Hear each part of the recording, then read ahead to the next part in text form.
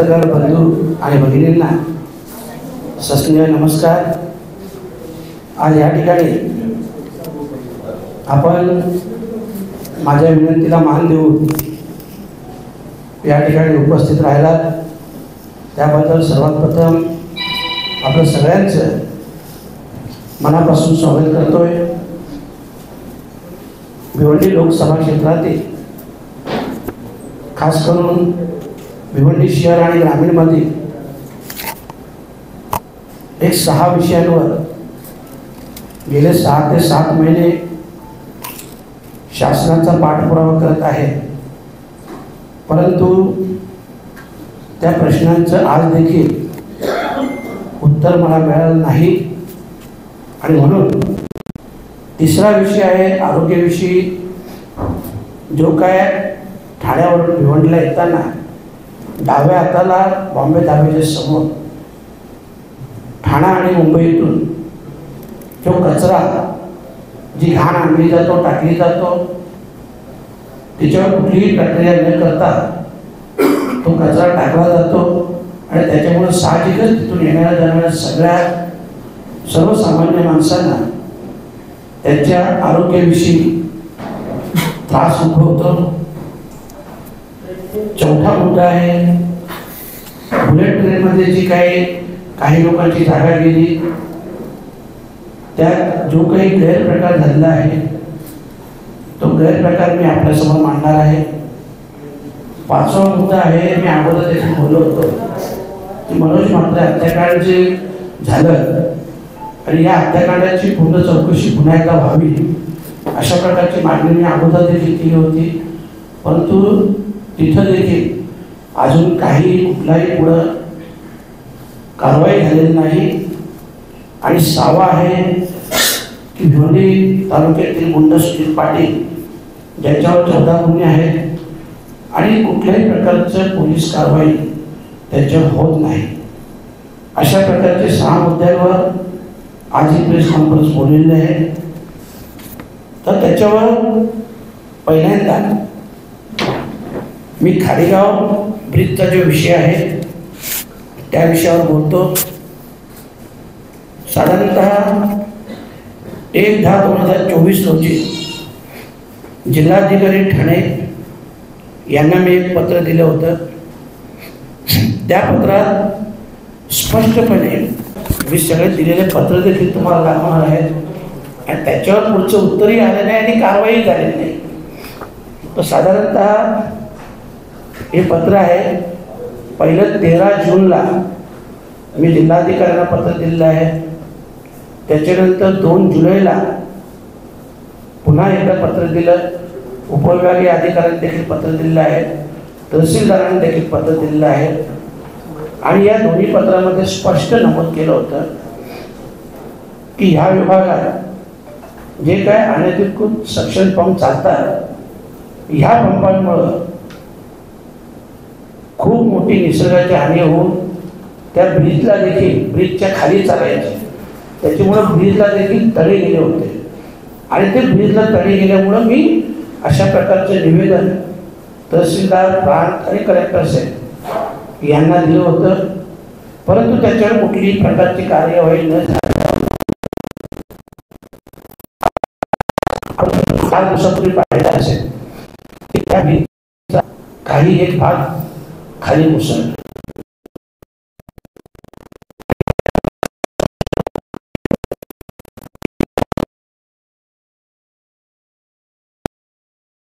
जसा प्रकार महाडला घडला, सावित्री नदीच्या पुलावर जो पूल रात्री कोसळला आणि त्याच्यात शेकडो लोकांचे प्राण गेले, असा प्रकार होऊ नये म्हणून हे 2 पत्र 13 जूनला 2 जुलैला हे पत्र दिले होते, परंतु त्याच्यावर कुठल्याही प्रकारची कारवाई झाली नाही। त्याच्यानंतर तिसरं पत्र दिलं 1/10/2024 हे 1 ऑक्टोबर 2024 आणि हे सगळं स्पष्ट नमूद करून सुद्धा काही कार्यवाही न झाल्यामुळे काही भाग कोसळला। नशीब की तो ब्रिज कोसळला नाही, नाहीतर जसं मी बोललो सावित्री नदीची जी घटना घडली दुर्घटना घडली, तर तशा प्रकारच्या दुर्घटना घडली तिला जबाबदार कोण असेल? हा विषय आहे अनधिकृत सेक्शन फंडचा आणि वाळू माफियांचा. दुसरा विषय आहे ड्रग्स आणि अंमली पदार्थांविषयी. 5 ऑगस्ट 2024 आपण सगळे भिवंडीतील सुज्ञ पत्रकार इथे उपस्थित आहात. आपल्याला देखील कल्पना असेल 5 ऑगस्ट 2024 रोजी भिवंडी शहरातील नदीनाका परिसरातील निजामपूर पोलीस ठाणे हद्दीमध्ये गुजरात ATS मार्फत तब्बल 800 कोटींचा ड्रग जप्त झाला. या गोष्टीला 5 महिने उलटून गेले.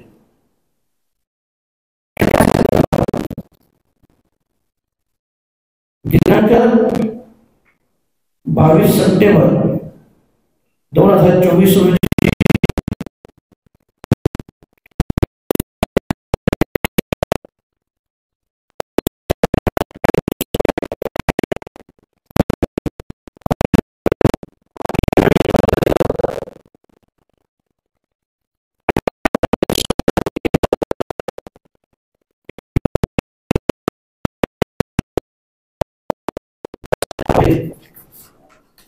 या ड्रगच्या रॅकेट मागे एक भिवंडीतील मोठा नेता आणि त्याची 2 मुलं या ड्रग्स रॅकेट मध्ये आहेत.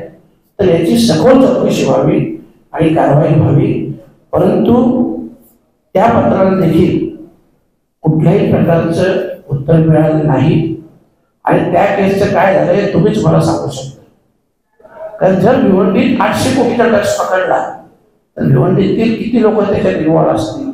आणि मी स्पष्ट नमूद केलं होतं एक मोठा नेता आणि त्याची 2 मुलं ज्यांनी ड्रग्स कामासाठी पोरं देखील कामाला ठेवले आहेत असं मी पत्रात स्पष्ट नमूद केलं होतं.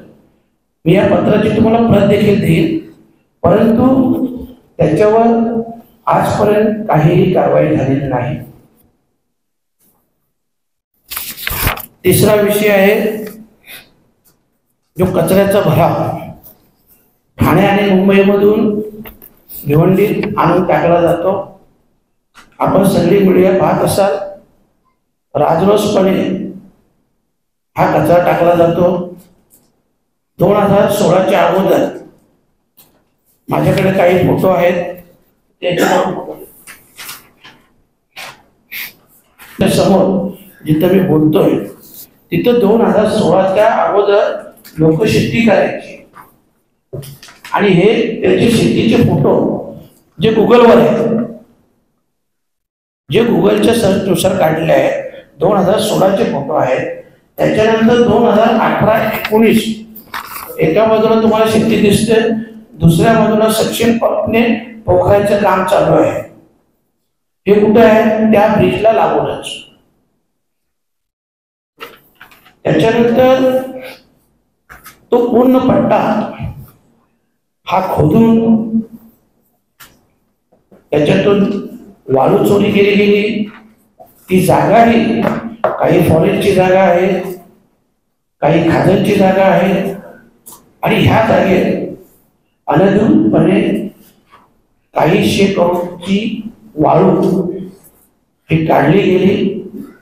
आणि आता त्याच्यानंतरचे पण माझ्याकडं काही फोटो आहेत की 2020-21 नंतर तिथं पूर्ण खाली झाली. कारण पूर्ण सगळा गाळ काढल्यामुळं तिथे खाली झाली.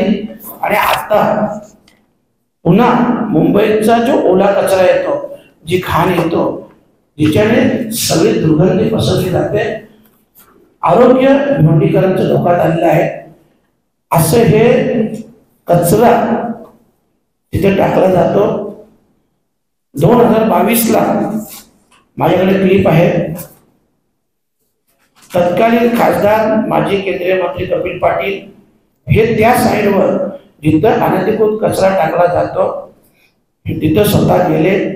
तिथली क्लिप आहे माझ्याकडे त्या तारखेची. त्यांची पाहणी केली. त्यावेळेस मनाला बरं वाटलं की खासदार साहेब याच्यावर कारवाई करायला गेले असतील. परंतु नंतर कळलं की त्यांना कुठल्याही प्रकारची त्यांनी त्याच्यावर कारवाई केली नाही. आणि ही गोष्ट आज तिथं अगोदर रेती उत्खनन केलं, आता तिथे घाण टाकलं तर पूर्ण खाडी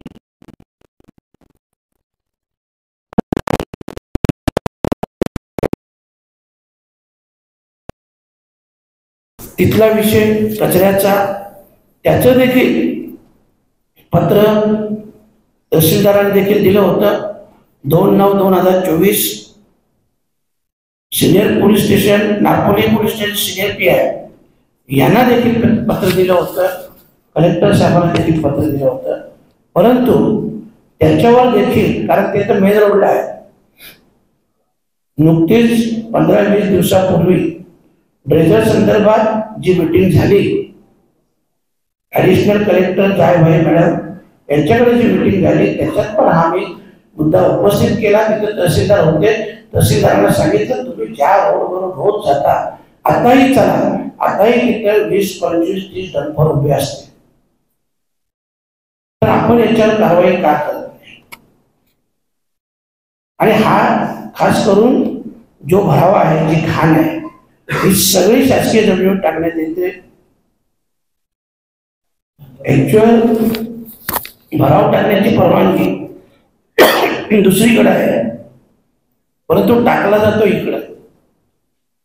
त्या दिवशी या विषयावर चर्चा झाली, त्यावेळेस अधिकाऱ्यांनी थातुरमात्र उत्तर दिली, नाही नाही ते याच्यात आहेत. तर मी त्याला बोललो आणि याच्या पुढं ह्या सगळ्या गोष्टी आपण जागेवर जाऊन दाखवणार आहोत, मी देखील दाखवणार आहे. तर याच्यात ह्या गोष्टीचा आता मला पाठपुरावा करायचाच आहे, कारण शासन खूप निर्डावलं आहे, अधिकारी काम करत नाही. हा झाला विषय.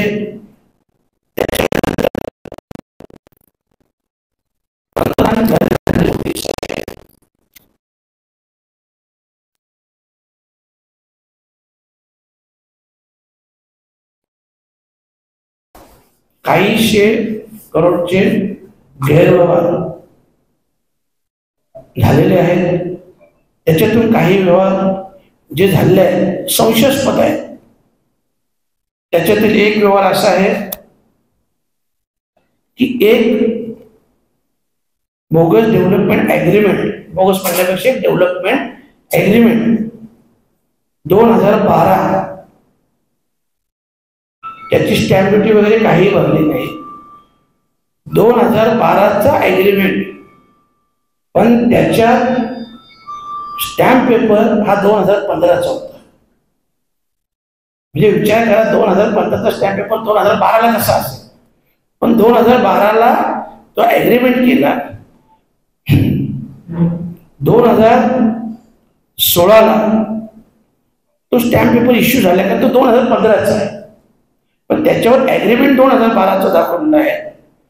त्याच्यावर प्रशांत पुरुषोत्तम पाटील याचा एक फोटो आहे, ज्या फोटोवर तारीख वाईज 2018चा फोटो आहे, तारीख आहे त्या फोटोवर. आणि हे सगळे मी तुमच्याकडे पुरावे देणार आहे. MMRDA माहिती मागवली असता MMRDAने असं स्पष्ट सांगितलं की बांधकाम परवानगी नाही, असे त्यांनी स्पष्ट सांगितले. कोर्टात स्टे देखील होता, स्टे दावा नंबर 52/2019 हे देखील चालू होता. नगर रचना परवानगी नाही, आणि खास करून विशेष बाब कोर्टात आहे.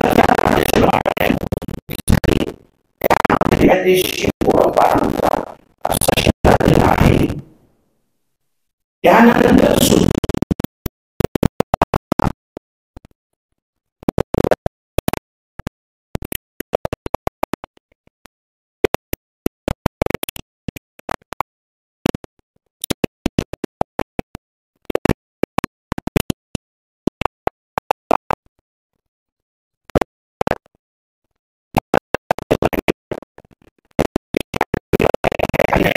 ॲग्रीमेंट 2016चा स्टॅम्प पेपर 2012ला ॲग्रीमेंट दाखवलेला आहे, 2018 त्याच्यावर फोटो टाकलेला आहे.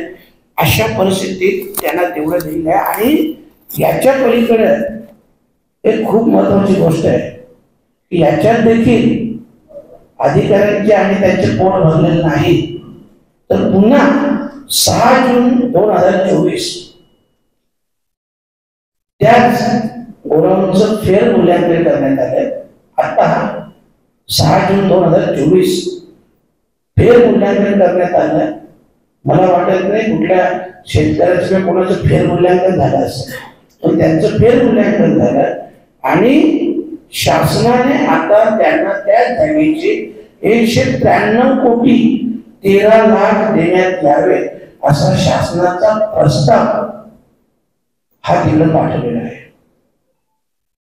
आता जागा तीच ऍक्च्युअल खूप मोठी गोष्ट अशी आहे का तिथे गोडाऊनच नव्हते. जे गोडाऊन होते जे हे लोक असे एक 10-12 कोटीचे असे रकले बांबू लावून असे ते गोडाऊन बनवतात, बाहेरून त्याचं व्हॅल्युएशन काढतात. आताही सांगतो, अलिबाग विरार कॉरिडॉर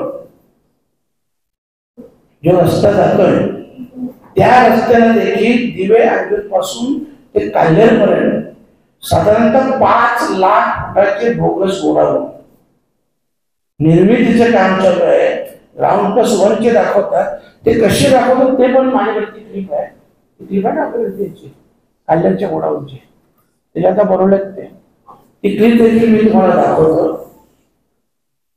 अशा प्रकारचा काही करोडचा घोटाळा जे स्वतः आदरणीय पंतप्रधानांचं ड्रीम प्रोजेक्ट आहे त्याच्यात ह्या लोकांनी 250 करोडचा घोटाळा केला. त्याचे देखील तुम्हाला मी सरळ पेपर देईन, स्टॅम्प पेपर देईन. तो कधीचा आहे, डेव्हलपमेंट ॲग्रीवर तारीख बघा त्याच्यावर. त्याच्यानंतर जो फोटो लावलेला आहे तो फोटोची डेट बघा. या सगळ्या गोष्टी तुम्हाला आणि सगळ्या गोष्टी मी ही सर कोर्टात जाणार आहे. याच्यापुढे स्पष्टपणे जर या सगळ्या प्रकरणाला वाचा फुटली नाही, कारवाई झाली नाही तर वेळ प्रसंगी आंदोलनही करेल. कुठल्याही प्रकारची माहिती द्यायला, परंतु या सगळ्या गोष्टींवर कारवाई ही व्हायलाच पाहिजे. त्याच्यानंतर एक प्रकरण आपल्या सगळ्यांना कल्पना असेल, भिवंडीतील एक खूप मोठं राजकीय व्यक्तिमत्व आणि व्यवसायात देखील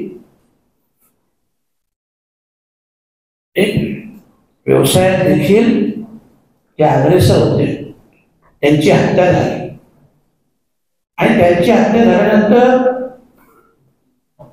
मी अगोदर देखील 4 महिने अगोदर देखील मी पत्र दिलेलं आहे की त्यांच्या हत्येची पुन्हा चौकशी व्हावी. आणि त्याच्यात मी स्पष्ट नमूद केलं होतं की आरोपी प्रशांत आणि सुमित पाटील यांचं 1, 2, 5, 10 वेळा नव्हे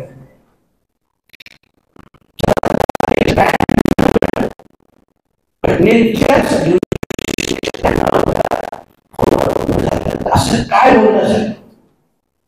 आणि लोकांमध्ये चर्चा आहे, लोकांमध्ये कुजबूज आहे की त्या प्रकरणात सुमित पाटील यांचा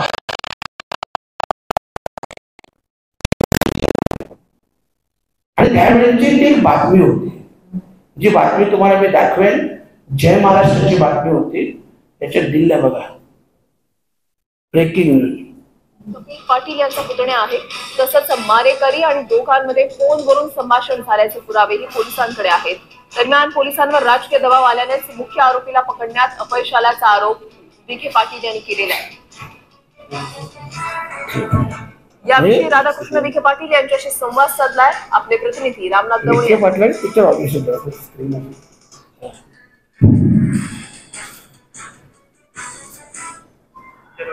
भिवंडी येथील काँग्रेसचे सभागृह नेते मनोज म्हात्रे यांच्या हत्ये प्रकरणी जे आहेत आता वेगवेगळे प्रकरण जे आहेत ती पोलिसांना पाहायला मिळतात.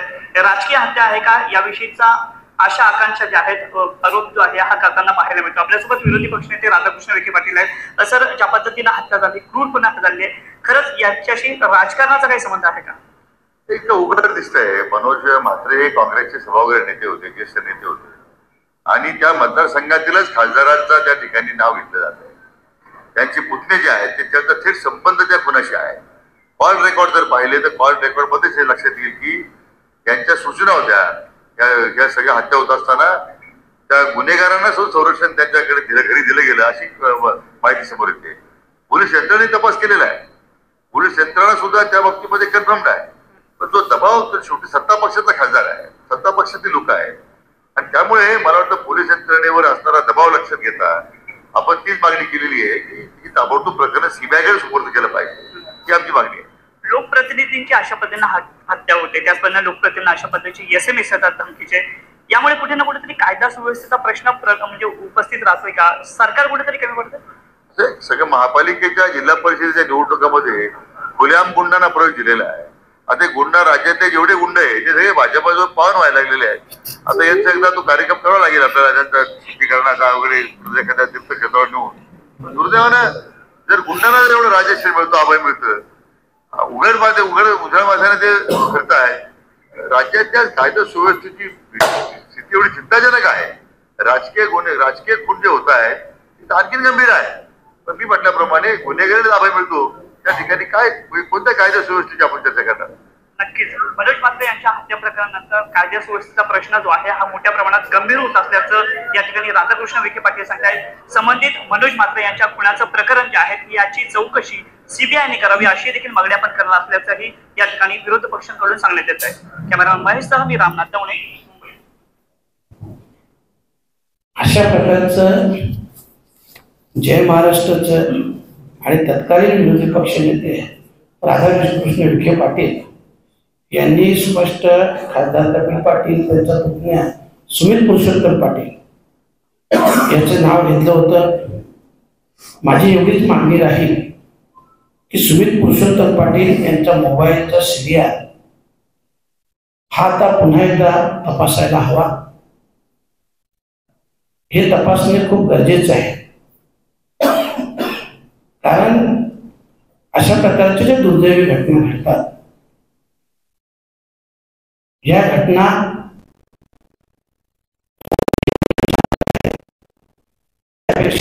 घटनेला पोषक वातावरण किंवा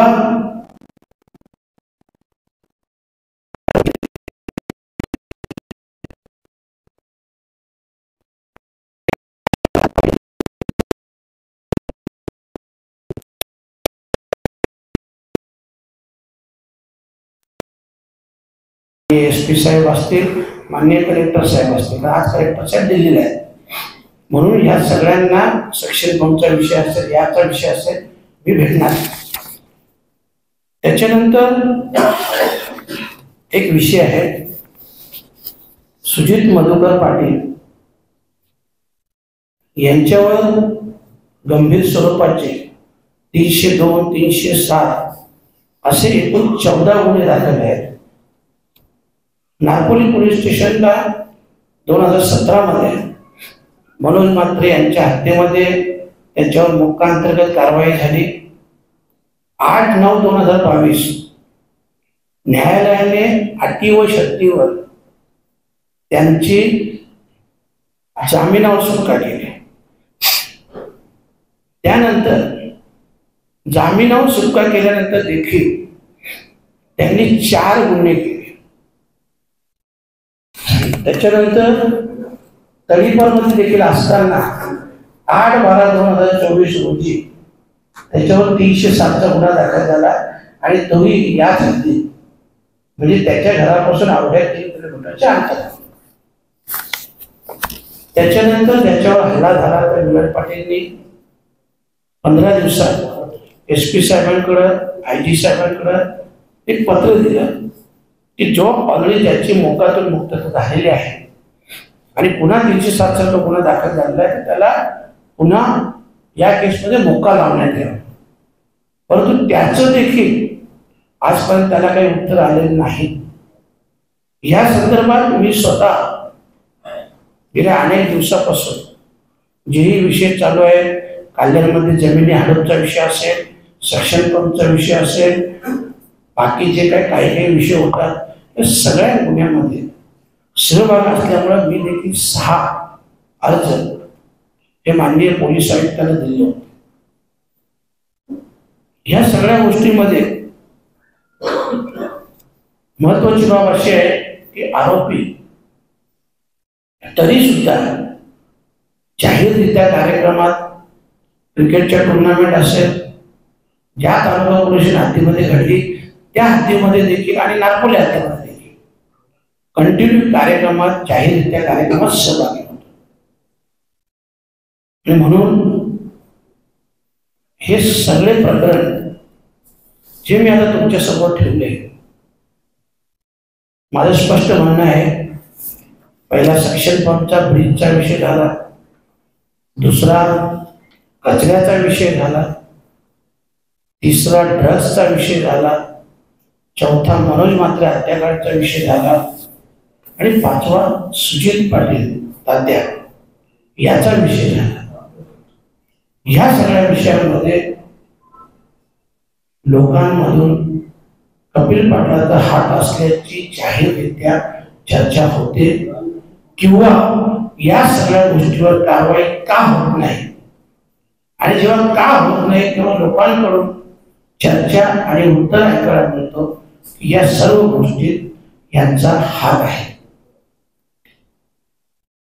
आणि म्हणून आज मी या ठिकाणी आपल्याला सगळे पुरावे देखील देणार आहे आणि उद्या कलेक्टर साहेब असतील, आयुक्त साहेब, पोलीस आयुक्त साहेब असतील, एसपी साहेब असतील, या सगळ्यांना या सगळ्या केसचे पत्र वगैरे देणार आहे.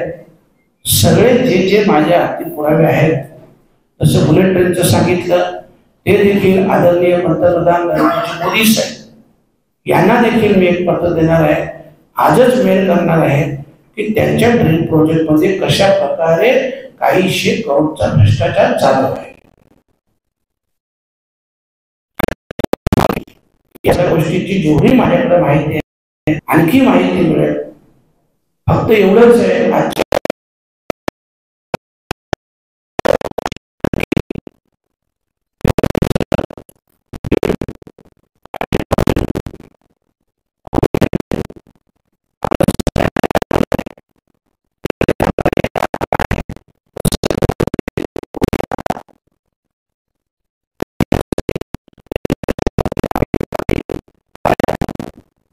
लोकांकडून ऐकायला मिळालेलं आहे.